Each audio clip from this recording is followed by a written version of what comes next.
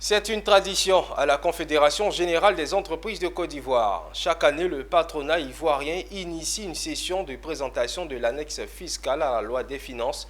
L'objectif est d'exposer aux membres du secteur privé et à toutes les parties prenantes les nouvelles dispositions en matière fiscale et de recueillir leurs préoccupations. Zénab Dosso et Maru Siri.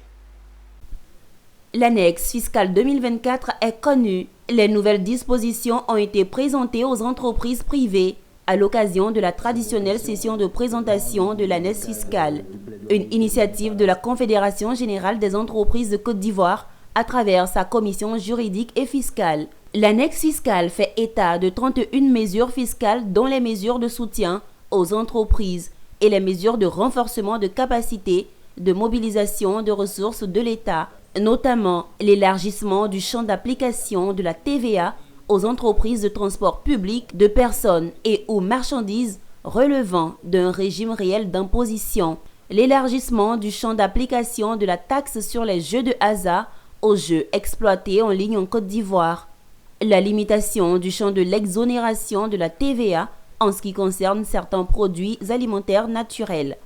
Après échange entre les responsables de la commission juridique et fiscale de la CGESI, les experts, entreprises privées et toutes les parties prenantes, les préoccupations restent nombreuses à quelques heures de la mise en vigueur.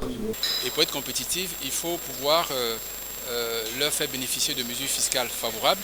Nous avons tous les secteurs d'activité aujourd'hui qui réclament des soutiens. On a le secteur des télécoms qui ont besoin d'être soutenus. Il y a d'autres secteurs, le secteur agricole, il y a le secteur des banques également, il y a le secteur des entreprises du sucre qui demandent effectivement des faveurs fiscales.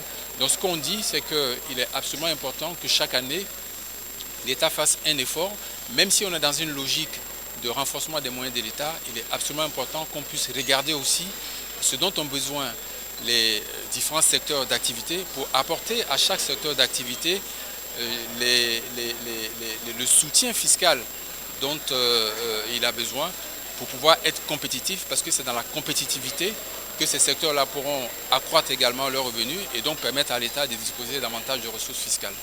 L'exonération à la TVA d'un certain nombre de produits de première nécessité voudrait bien dire que l'État, dans sa politique de lutte contre la vie chère, a pris quand même des dispositions dans ce sens.